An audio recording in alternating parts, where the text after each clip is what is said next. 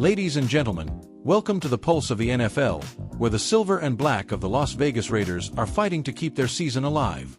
Can the Raiders, with their storied legacy and that iconic commitment to excellence motto, turn things around after a brutal Week 5 loss? Or is this season slipping away faster than a fumble in the end zone? Let's dive into the latest from Raiders Nation, where one leader is refusing to back down despite a crushing defeat. Buckle up, because this is your NFL news fix. Let's start with the headline that's got everyone talking.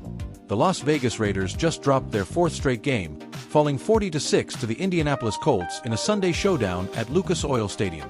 Folks, this wasn't just a loss, it was a wake-up call. The Raiders were outplayed in every phase of the game, from offense to defense to special teams. The scoreboard told a story of struggle, and Raiders Nation is left wondering, what's going on with this team? The Colts, led by a sharp performance from quarterback Anthony Richardson and a clutch field goal from kicker Spencer Schrader, dominated from start to finish. For the Raiders, it was a day to forget, but one they can't afford to ignore. Now, let's break it down.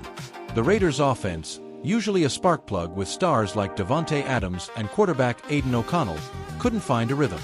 The passing game struggled, with O'Connell facing pressure from a relentless Colts defensive line. For those new to the game, the defensive line is the group of players tasked with stopping the run and pressuring the quarterback. Think of them as the wall that protects the end zone. On Sunday, that wall was more like a fortress for Indianapolis. The Raiders' running game wasn't much better, with running back Zamir White unable to break free for big gains. Defensively, the Raiders couldn't contain the Colts' balanced attack, allowing big plays both on the ground and through the air. It was, as one fan put it on X, like watching a pirate ship sink in slow motion.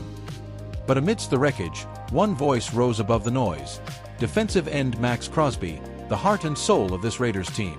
Crosby, a three-time Pro Bowler and one of the NFL's premier pass rushers, didn't mince words after the game. "Really can't put it into words, to be honest," he said. "Just not good in any way. We're not playing good football right now. The score is the score, and we played like, well, let's just say it wasn't pretty." Crosby's raw honesty is exactly what makes him a fan favorite. This is a guy who leaves it all on the field, racking up 5.5 sacks already this season and consistently disrupting opposing offenses. But even Crosby admitted he was banged up and battling illness this week, making his performance and his leadership even more critical. Let's talk about Maxx Crosby for a moment, because this guy is the embodiment of the Raiders' rebellious spirit. Born in Rochester, Michigan, Crosby was a fourth-round pick in 2019 out of Eastern Michigan, a school not exactly known for producing NFL superstars. Yet, he's become one of the league's most dominant defensive players, with a motor that never quits and a personality that's pure Raiders. Fun fact, Crosby's nickname, Mad Max, isn't just a nod to his relentless play, it's also a tribute to his love for the Mad Max movie franchise, a gritty, high-octane series that fits the Raiders' outlaw vibe perfectly. Off the field, Crosby's known for his community work in Las Vegas, often visiting local schools to inspire the next generation of Raiders fans. On the field, he's the guy you want in the trenches when the game's on the line. Crosby's not just talking the talk, he's walking the walk. Despite the loss, he's focused on rallying his teammates for Week 6. "It's gonna be tough," he admitted. "You feel the soreness a little bit more after a loss. The doubt starts to creep in. But as a leader, it's my job to get that out of there. We gotta respond." That's the kind of fire that's kept the Raiders' spirit alive through decades of triumphs and challenges, from their Oakland roots to their glitzy new home at Allegiant Stadium, nicknamed the Death Star for its sleek, futuristic design and intimidating atmosphere. Let's put this loss in context. The Raiders, now 2-4 on the season, are in a tough spot in the AFC West, a division that's always a dogfight. Their rivals, the Kansas City Chiefs, Denver Broncos, and Los Angeles Chargers, are all vying for playoff spots, and the Chiefs, with their back-to-back Super Bowl titles, are the team to beat. Historically, the Raiders have thrived on their underdog mentality. Think back to the 1976 season, when coach John Madden and quarterback Ken Stabler led the Raiders to their first Super Bowl victory, a 32-14 rout of the Minnesota Vikings. Or 1983, when Marcus Allen's electrifying runs powered the Los Angeles Raiders to a Super Bowl XVIII win over Washington. Those teams embodied the "just win, baby" philosophy of legendary owner Al Davis, a mantra that still echoes in the hearts of Raiders Nation. But this 2025 season is testing that legacy. The Raiders' 4-game skid is their worst since 2022, when they finished 6-11 under then-coach Josh McDaniels. Statistically, the numbers aren't pretty. The Raiders' defense, typically a strength, allowed 40 points to the Colts, the most they've given up since a 42-21 loss to the Chiefs in 2021. Offensively, they're averaging just 18.3 points per game, ranking 26th in the NFL. Compare that to their 2020 season, when they averaged 27.1 points per game under quarterback Derek Carr, and you can see the gap. Injuries haven't helped. Key players like running back Josh Jacobs, now with the Green Bay Packers, left big shoes to fill, and Crosby's recent ailments are a reminder of how thin the margin for error is in the NFL. So, what's going wrong? Let's get tactical. On offense, the Raiders are struggling with consistency in the passing game. Aiden O'Connell, the second-year quarterback out of Purdue, has shown flashes of brilliance but lacks the experience to handle blitz-heavy defenses like the Colts.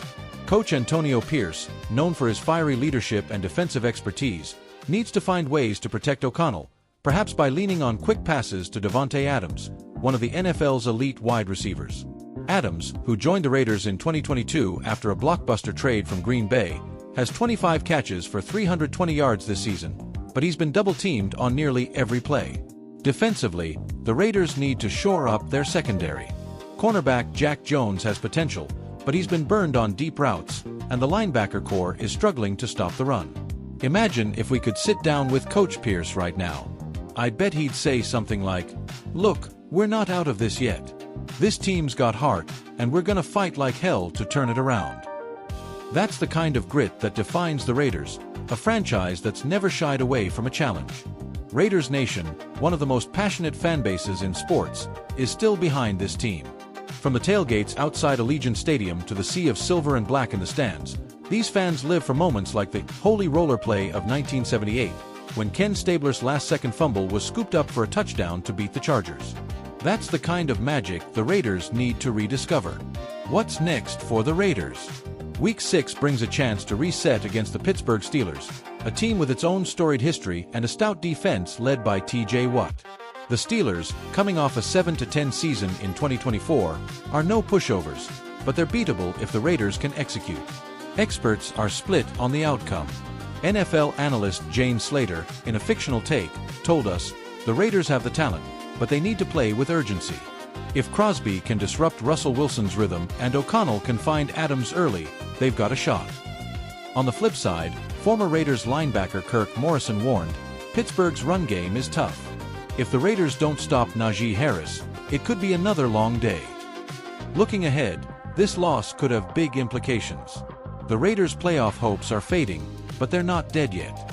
At 2-4, they're still in the wild-card hunt, but they'll need to string together wins to climb the AFC standings. A strong showing in Week 6 could set the tone for a turnaround, but another loss might shift the focus to 2026 and the NFL Draft. Could we see the Raiders target a new quarterback or bolster their offensive line? Only time will tell, but one thing's certain, Raiders Nation isn't giving up.